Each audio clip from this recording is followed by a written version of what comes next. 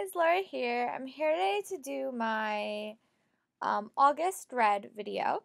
I had big plans for the month of August, and they slightly were derailed when I realized the size of the novels I was trying to read. They were quite large, especially Air of Fire and The Diviners, which I forgot how big that book was.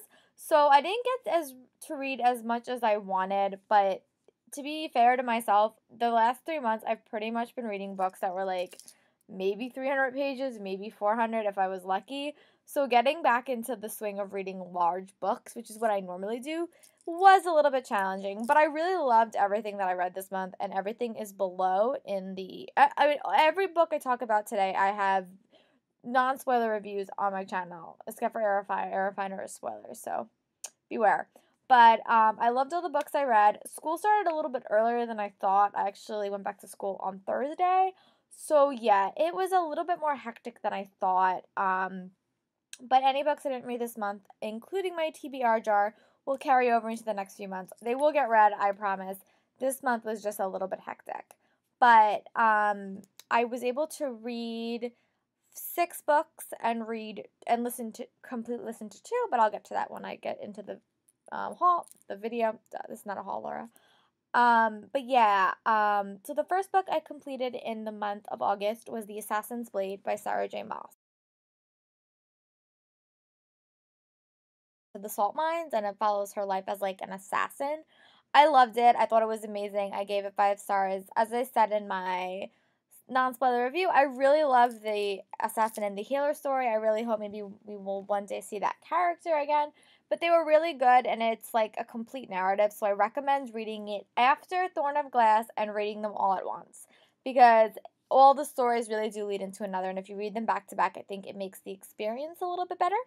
And then after that, I read Air of Fire by Sarah J. Maas, which is the 3rd book in her series. I really like this book. I gave this book like 4.5, 5 stars. It was more of my own fault because I like didn't remember what happened in Crown of Midnight, because I read Crown of Midnight about a year ago. So it took a little bit getting back into this world, but I wanted to read it because Queen of Shadows comes out on Tuesday.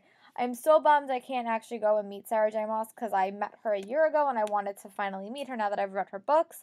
But I will be getting a signed copy, and this Queen of Shadows will be definitely I'll be reading that book in October, along with a few other books. But that will definitely be a book that I'm reading in October. I know that right now. But I really loved it. I gave it 5 stars, 4.5, 5 stars. It was amazing, and I cannot wait to see what happens in the next book in the series, because this book left on quite a cliffhanger. If you want a spoiler review, go check out my view. It's on my channel. And then the next book I read that month was Trouble is a Friend of Mine by Stephanie Tromley. Silly Laura, I once again read the Owl Crate book before I got it. For some reason, Sherlock Holmes and the theme mystery did not connect in my head. I know. Very, very silly, Laura. But I really liked the book. I gave it 4 stars. Go check out my non-spoiler review if you want more information, but I really liked it. I really hope this book becomes this book is like the start of a series. I can't find any information on it. If you know if this book is the start of a series, let me know below. I asked someone and they didn't seem to know either. So, but I really liked it. It's a contemporary retelling of Sherlock Holmes. The character of Digby has a lot of characteristics of Sherlock Holmes, and he has several Watsons in his life, and it's just a really, really cool story. I really, really love the character of Digby, and it's one of those books that, like, since it's a mystery, you're gonna eventually want to read it again. It's currently on loan to a friend, so when I get it back, I will try to read it, maybe hopefully at the start of next year.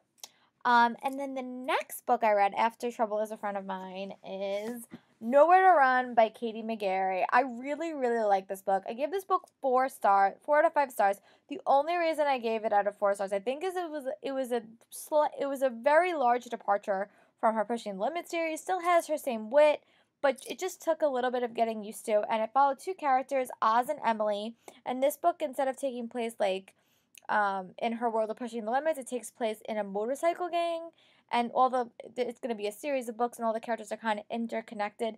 This book followed Emily and Oz, and I really, really liked Oz. I couldn't get into enjoying Emily as much until the end of the novel, But once you get to the end and once the relationship and romance really heated up, I really grew to really, really like Emily. If you want more information, again, go check out my review. It's on my channel. But I really, really like this book. It's a very, very strong book. And the next book, Walk the Line or Walk the Edge, follows Razor. And Razor in this book, the few minutes we saw of him was so intriguing and so fascinating. So I'm really excited to see like what his story is, and that comes out I think in May. But yeah, if you love the Pushing the Limit series, I highly, highly recommend this series. Also, if you got this book and you haven't read Chasing the Impossible yet, which came with this, the pre-order, read it. It was one of my favorite books of July, and I still will not hold out. I still will keep hoping one day she will continue that series because there's still a few characters I would love to get their story for. But as of right now, I am waiting for Walk the Edge following Razor. And then the next book I read was Mission Hindenburg, part of the 39 Clue series.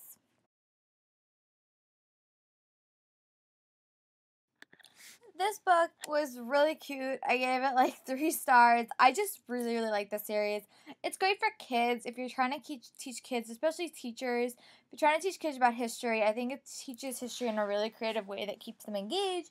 Follows the Cahill families and these like 6 or 7 kids that are trying to stop natural disasters in the past from recreating themselves because this evil overlord wants to create them. And it basically uses like history, so it's this one's trying to replicate the Hindenburg disaster. The previous one was about trying to stop the Titanic from happening again. They're really, really cute, really, really sweet books. I really like them. They're like 200 pages. I could finish them in like a day and a half. I'm so obsessed. I'm just so absorbed in the series. I cannot stop reading it. And they're really, really cute. They have other series, like they have the Mutiny of Time series. I think they have one more out. I haven't started that one yet, but it's really good. I can't help it. I won't do like a review on them unless you really, really want me to. If you want me to do like a detailed review or a non-spoiler review of the entire series, just comment below and I'll be happy to do it. Just don't know if there's anyone that really reads children's books. These are technically middle grade, but I really, really like them. And then the next book I read in preparation for the movie that's coming out in September is The Scorched Trials by James Dasher. Actually surprised me. I really wasn't expecting much because I really wasn't a big fan of the first book, The Maze Runner, and the movie was great. I really liked it, but I just wasn't expecting a lot going into this. But I really, really liked it. I gave a book like 4.5 stars. I really, really enjoyed it. It was fast paced. It's a really, really fast read, and I really liked how the book kept the same premise, but the environment they were in changed, and there was a lot of drama and like it was really, really good. I'm really excited to read The Death Cure because it left off on kind of like a really, really big cliffhanger where you're not knowing where the main character is. A lot of stuff was revealed about the lead character. So I'm really excited to see like how the series ends and then get to read The Kill Order, which is the prequel to the series. So hopefully I'll get to read The Death Cure maybe next month, maybe in November. But I definitely want to read it after I watch The Scorched Trials with my father, which we're going to see this month. So I'm very excited about that. But yeah, it was a really, really pleasantly, like a surprising read. And then I was able to listen to 2 books this month. I finished listening to Winning Balance by Shawn Johnson. It's the memoir she wrote after the Beijing Olympics, after the 2012 Olympics, where she didn't like make it because of an injury, and it follows like her whole things through when she was young, through the 2008 Olympics, and then her attempt to go to the 2012 Olympics. I really, really liked it. I loved her reading it to me. I read this book a few times, but I just really liked her reading it to me. And then I also listened to The Murder Complex by Lindsay Cummings. The reason I listened to this is because I'm going to read The Death Code, which is the sequel to this. And from what I know, according to Twitter and Goodreads, this is only a duology, and there's like a novella that connects them called The Fear Trials. So I'm going to read The Fear Trials, and then I'm going to read The Death Code. I thought it was a trilogy, so now that I know it's clean, I'm hopefully going to finish it relatively fast. She has a couple of other series at Lindsay Cummings that I want to check out. I think that they're middle grade, but they seem really interesting. So hopefully I'll be able to finish reading The Murder Complex. Have one more day in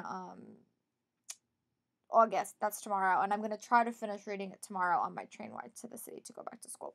So we'll see. So either it will be done tomorrow or it will be done the first day of September. I don't know. And then I started reading. Sorry, guys. I started reading The Diviners by Libba Bray. I am at page 474 of this book, which it is a monster. But I really like it. I read this book in 2012, and this is 2015 when it came out. So I had to reread it because I really didn't remember a whole lot, and I didn't want what happened to Crown of Midnight to happen to this book. But I really liked it. I'm really enjoying it, and I'm excited to finally get to start Layer of Dreams. But yeah, I also got this book signed by Libba Bray when I was at BEA 2 years ago, which is great. But yeah, I'm so happy that I was finally in the world and so excited to start Layer of Dreams. I've heard amazing things about it. But yeah, that's all that I read and listened to this month. Let me know what you guys read that was really exciting this month. What are you guys excited to read for October? And also checked out my September, and check out my September TBR video, which I'll be putting up shortly. Hope you guys are having a nice day. As always, like and comment below, and go like my Facebook page and all that fun stuff. I'll talk to you guys later. Bye.